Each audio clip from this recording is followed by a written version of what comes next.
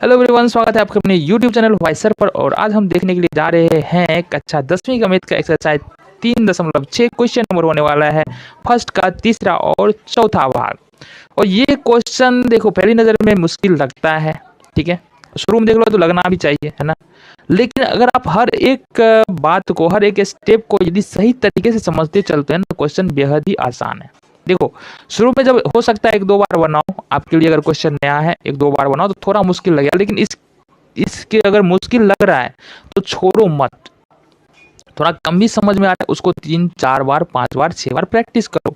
अब क्या महसूस करोगे कि धीरे धीरे ये जो प्रॉब्लम्स है ये आसान होता चला जाएगा।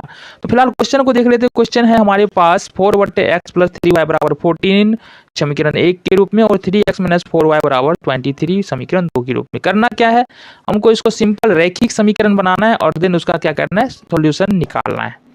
तो देखो क्या हम समीकरण 1 को ऐसे लिख सकते हैं क्या, 4 × 1/x और +3y, इसको बंद कर लो, बराबर 14, ऐसे लिख सकते हैं, बिल्कुल लिख सकते हैं, क्योंकि 4 अगर गुना करेंगे तो 4/x ही हो जाना है। फिर इसको लिख सकते हैं 3 × 1/x - 4y = 23। ये समीकरण 1 और 2 है। अब यहां से क्या करना है, हमको मान लेना है, माना कि 1/x बराबर p। हमने क्या माना, 1/x बराबर हमने माना p, ठीक है। तब यहां पर देख लेते हैं समीकरण 1 से क्या हो जाएगा हमारे पास। समीकरण 1 से हमारे पास क्या निकल के आने वाला है, 4 है तो 4 हो जाएगा, 1/x आ रहा है तो 1/x को तो हमने p मान लिया तो ये 4p हो गया, +3y है, 3y लिख दो, कोई दिक्कत नहीं है, 3y हमने लिख दिया। और ये आ जाने वाला है 14, इसको मान लो समीकरण नंबर 3, ठीक है।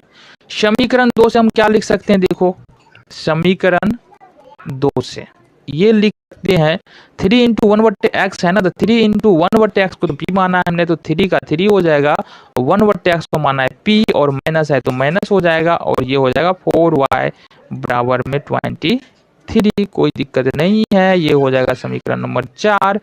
अब हमको समीकरण 3 और 4 को सॉल्व करना है ना। तो लिखते हैं यहां से समीकरण 3 और 4 से, समीकरण 3 और 4 से क्या करना है हमको, सिंपल सी इसको क्या करना है, हल करना है। तो समीकरण 3 क्या है हमारे पास, समीकरण 3 है 4p + 3y = 14 और समीकरण 4 है 3p -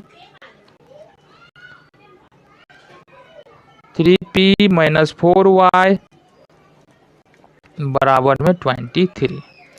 देखो लुप्तीकरण विधि लगाना है यहाँ पर, उसके लिए क्या करना पड़ेगा, किसी एक गुणांक को बराबर करना पड़ेगा, और जिस भी गुणांक को बराबर करना चाहते हैं, है ना, उस गुणांक से एक दूसरे समीकरण को गुना करना पड़ेगा। कहने का क्या मतलब, यहाँ देखो p का गुणांक है 4 और यहाँ p का गुणांक है 3, तो यहाँ पर p का गुणांक जो 4 है इसको करेंगे इस समीकरण में गुना, और यहाँ पर p का गुणांक जो 3 है इसको करेंगे इस समीकरण में गुना।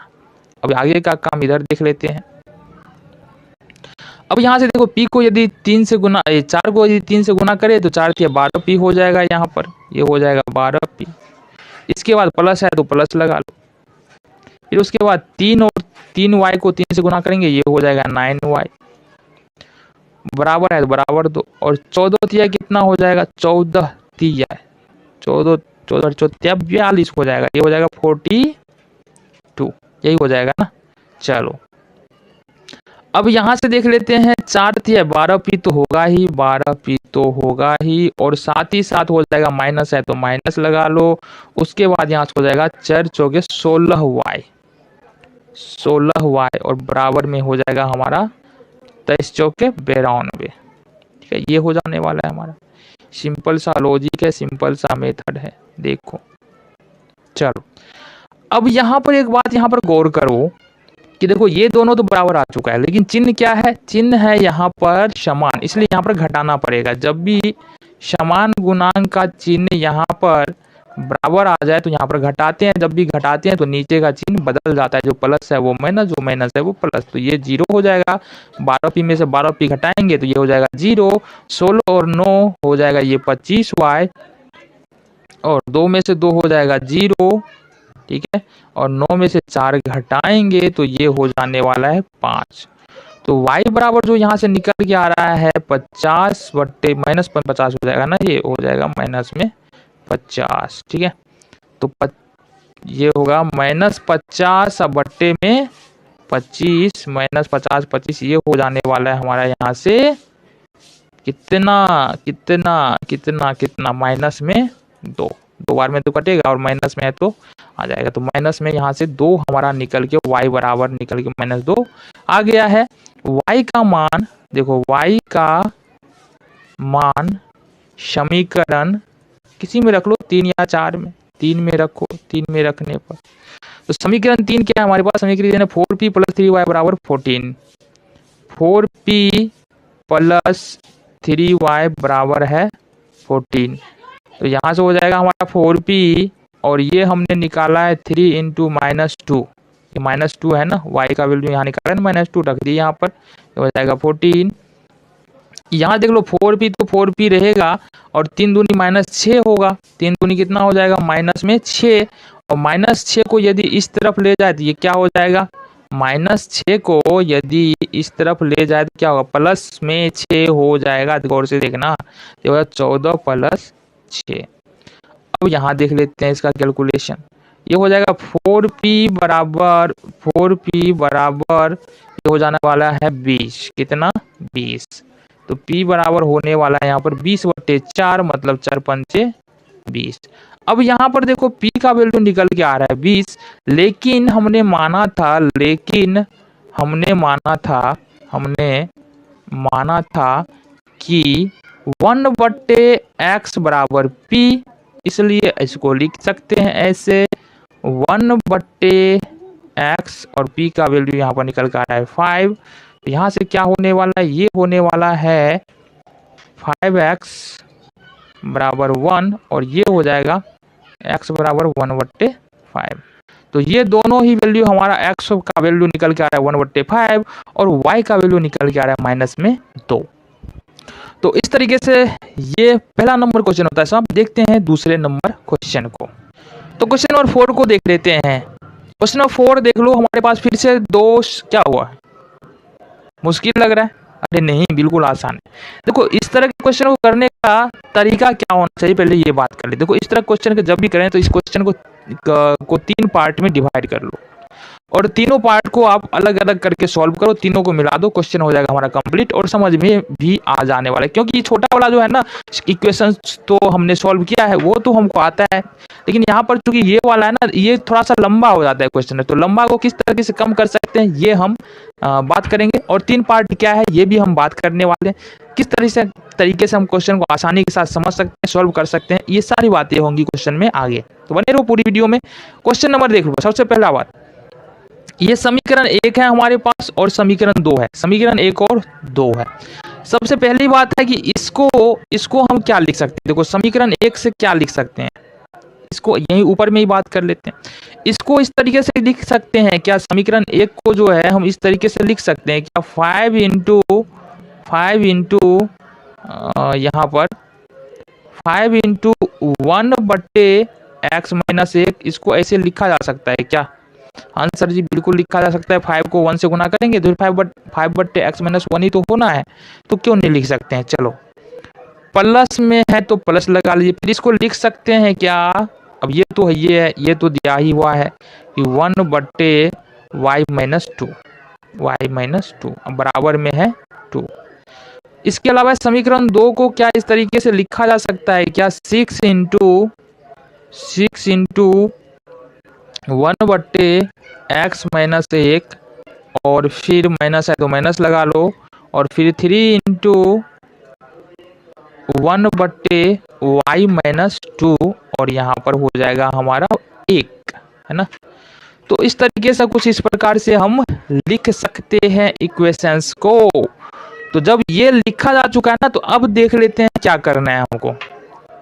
अब देख लो, अब हमको फिर से वही काम करना है जो पिछले वाले क्वेश्चन में हमने किया था। जितना भी इस तरह के क्वेश्चन हमने पीछे सॉल्व किया है, वही मेथड से ये भी सॉल्व होने वाला है। लेकिन सर जी ये क्वेश्चन तो थोड़ा अलग है, लेकिन मेथड वही लगने वाला है। किस तरीके से कर सकते हैं देखो, सबसे पहले तो मान लेना है, माना कि 1/x - 1 u तथा 1/y - 2 v। जब ये मान लो ना, तो हम देखो यहाँ से लिखते हैं समीकरण 1 से, और समीकरण 1 क्या है हमारा, ये वाला पार्ट है ना, 5 × 1/x - 1 है, और 1/x - 1 क्या माना है हमने, u माना है ना, तो ये हो जाएगा हमारा 5 का 5 हो गया, 1/x - 1 को u माना है तो यहाँ पर u लिख दो। उसके बाद प्लस का चिन्ह है, प्लस का चिन्ह लगा लो। उसके बाद है 1/y - 2, तो 1/y - 2 को हमने क्या माना है, v, तो v लिख लो यहाँ से, और ये हो जाता है हमारा 2। ये हो जाएगा समीकरण नंबर 3।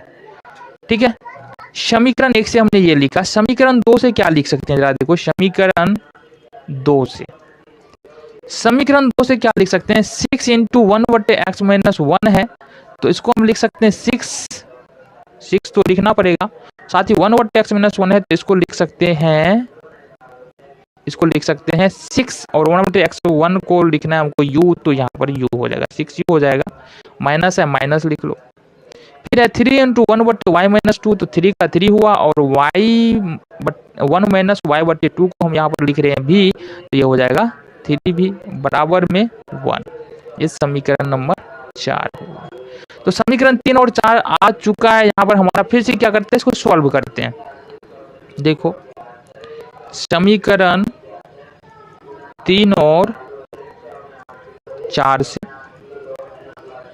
कौन सी विधि से करेंगे, लुप्तीकरण विधि से सॉल्व करना है ना। हाँ जी, लुप्तीकरण विधि लगाना है। अब दूसरा भी कर सकते हो, विस्थापन विधि भी है, ग्राफीय विधि भी है, जो इजी लगे उससे कर सकते हो। यहाँ पर बताया नहीं जा रहा है किस विधि से सॉल्व करना है।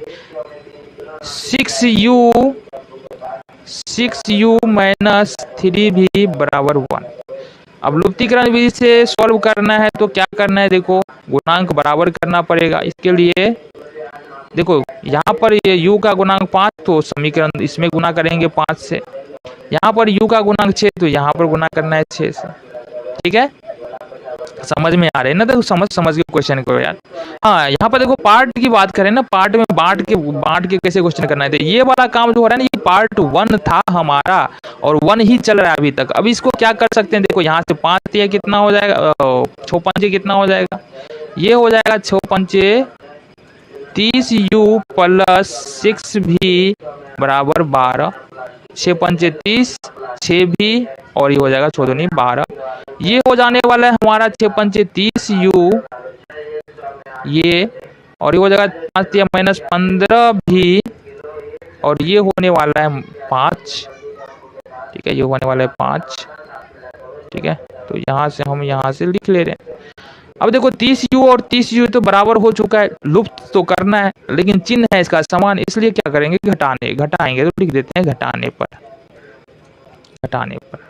ठीक है, तो यहाँ पर घटाने पर लिखेंगे, ये हो जाएगा हमारा माइनस, ये हो जाएगा प्लस, और यहाँ पर देखते हैं ये हो जाएगा माइनस। ठीक है, तो 12 में से 5 घटाएंगे तो ये हो जाएगा 7, और ये होने वाला है 15, और 6 हो जाएगा हमारा 21v।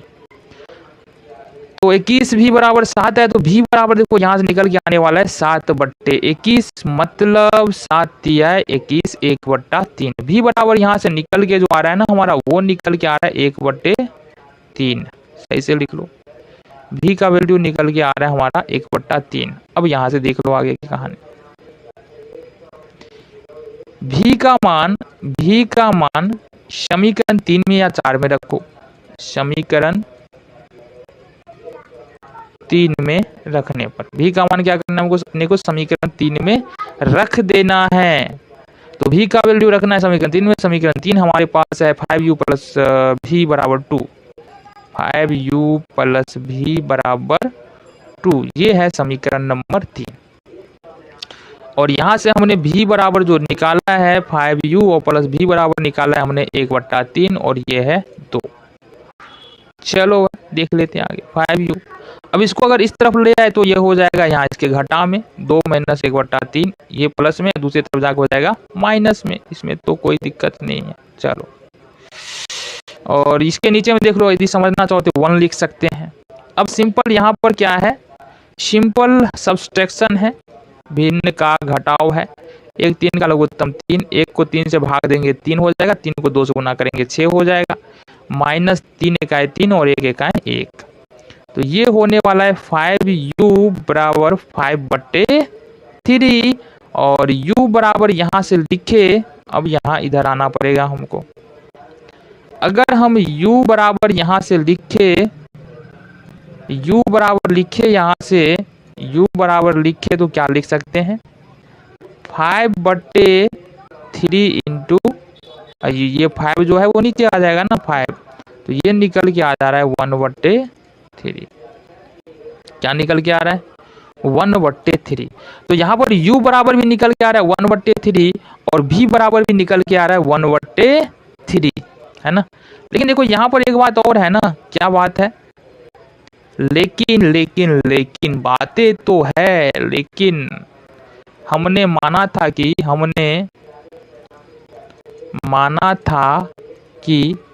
1/x बराबर, अच्छा ये है ना 1/x माइनस 1 बराबर माना था u। तो यहाँ पर देख लो बात तो वही होगा 1/x माइनस 1 और u का मान यहाँ पर कितना है बच्चा, u का मान है 1/3। तो अगर यहाँ से देखेंगे सॉल्यूशन, ये हो जाएगा कोना कोनी गुना x माइनस 1 और ये हो जाने वाला है 3, ठीक है। अब अगर 3 को 1 को इधर ले आएंगे तो ये क्या निकलेगा, x बराबर निकल के आ जाएगा हमारा 4, ठीक है। तो यहाँ से तो एक सॉल्यूशन x का वैल्यू हमारा आ चुका है। साथ ही साथ देखते हैं आगे, हमने माना क्या था कि 1/y हमने माना था, 1/y हमने माना 1/, अच्छा ये है ना, देखो देखो देखो